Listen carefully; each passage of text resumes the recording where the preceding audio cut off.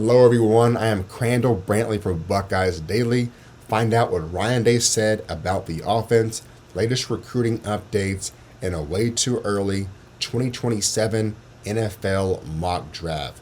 Starting off with the offense. The biggest focus for Ryan Day offensively, the run game and injuries. The Buckeyes are limited at running back to say the least. They have 4 running backs out with injuries and only 3 running backs available. Right. So who is out with injuries? Bo Jackson, number 1 running back. And then you have Isaiah West, running back number 2, both out with shoulder surgeries. But then the young running backs, Terrell Rogers, second-year running back, just like Bo Jackson, Isaiah West, but he redshirted this last season. And Legend Bay, the true freshman, standout, expected to make an impact in year 1. So who is available? Jacoby Jackson, the Florida transfer running back, and then Favor Key, 4-star true freshman who has a lot of potential. And then you have walk-on Stanley Jackson Jr. So running back room, yes, limited, a lot of injuries, but also the O-line has a lot of injuries as well. Not as much. We have contributors that are out with injuries. Josh Padilla, Austin Sarabeld, and Philip Daniels, all out. And Sarabeld and Daniels will be out the entire spring. Will be back for summer camp. So missing key starters and rotational guys for the O-line and the running back room. And Day said this about the injuries. You just would love to see more guys getting those reps. It's all timing and vision. Just would love to see everyone getting their reps.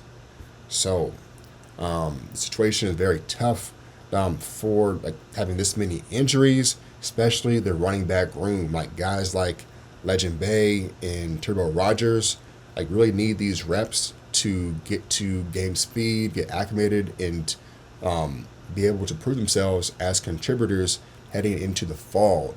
We knew that Isaiah West and Bo Jackson were out with sort of injuries, but we were excited to see the potential of these running backs, and now they are out.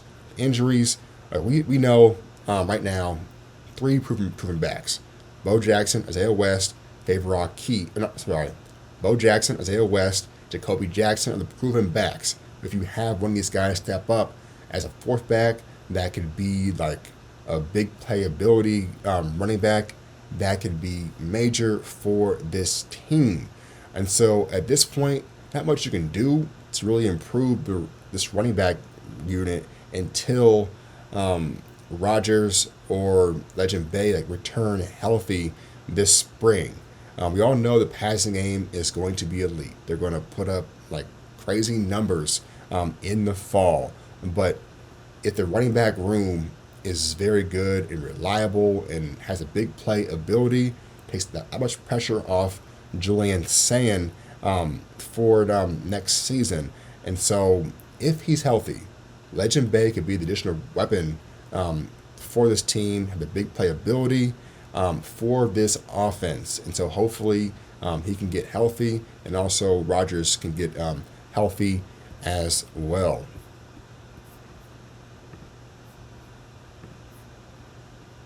Okay, for the recruiting rundown, you have 2028 5-star cornerback Langston Pridgeon.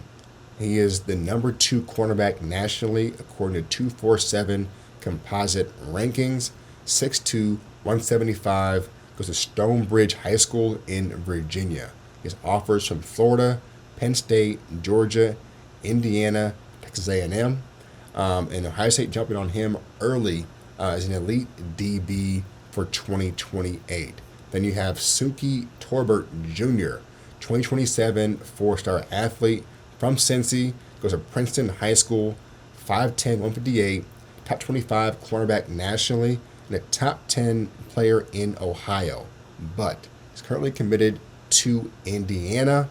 He's also planning an official visit to Indiana later this month.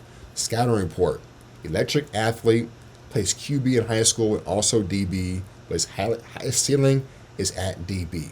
So Ohio State late on the evaluation for this in-state prospect. But yeah, they need to flip him to the Buckeyes. As saying goes, the top players in Ohio need to be Buckeyes. So hopefully they can make that happen.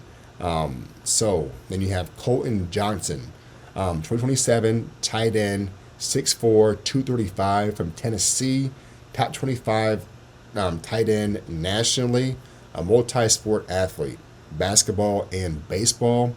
Also has offers from Ole Miss, Alabama, and Florida State.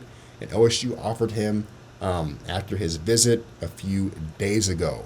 And then there's Tay Walden Jr., four-star wide receiver from Memphis, Tennessee, 6'2", 175, and he is down to 10 schools for his recruitment, and Ohio State made the list.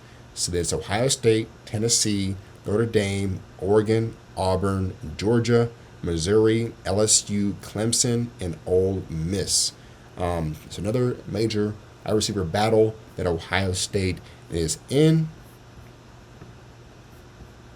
So then you have some Buckeyes in the way too early 2027 NFL mock draft. 2 Buckeyes in the top 5. Number 2, Jeremiah Smith is compared to Julio Jones. And the quote from the article, best wideout I've ever graded, shouldn't make it out of the top 3. And then you have number 4, Julian Sayin, the Heisman finalist, broke some records in extremely accurate quarterback as a redshirt freshman going into his 3rd year. Elite accuracy, massive arm, can make accurate throws at all 3 levels. The only knock, his mobile ability, not mobile as other quarterbacks like Dante Moore and Arch Manning, but it's a chance to prove himself as a mobile quarterback or more mobile this next season. So with that, other Buckeyes that could be the top 50, in my opinion, for the draft next season. Linebacker Peyton Pierce was mentioned as one of the top linebackers returning, according to ESPN, and a lot of NFL scouts feel he has a chance to be the next great Ohio State linebacker that makes it to the pros. And then cornerback Jermaine Matthews Jr., expected to be cornerback 1 this next season. And then the Bama transfer, defensive lineman James Smith. So here's this. James Smith is making a major impact already in spring camp. And here's a quote from 97.1 The Fan. They said this: "Still trying to recover from the intimidation factor. He's a very serious human being." And here's what Smith said: "I'll smile when we start winning." So yeah, former 5-star, 6'2", 313, and this past season for Alabama, he had 28 tackles, 6.5 tackles for loss, and 2.5 sacks. So expected to replace legendary Cade McDonald. Cade McDonald was the Big Ten Defensive Lineman of the Year and expected to be a first-round draft pick at defensive lineman. And so James Smith will be the anchor in the middle of the defense, just like Cade McDonald. Now, if he can have a breakout year like Cade McDonald, this defense, yeah, maybe number 1 again. That could be the potential if they can shut down the trenches again. So James Smith, hopefully he can take that leap and be that 5-star ability that he had in a few years ago out of high school. I think he can do that this next season. Then you have other defensive linemen, not say this on the top 50 list, but this is for the rotation defensive line. You have Edric Houston, John Walker, UCF transfer, also Will Smith Jr. That are going to be key names they need to step up for next season in the trenches. So Jermaine Matthews Jr., outlook, cornerback 1 for Ohio State. He's a former top player in Ohio in 2023.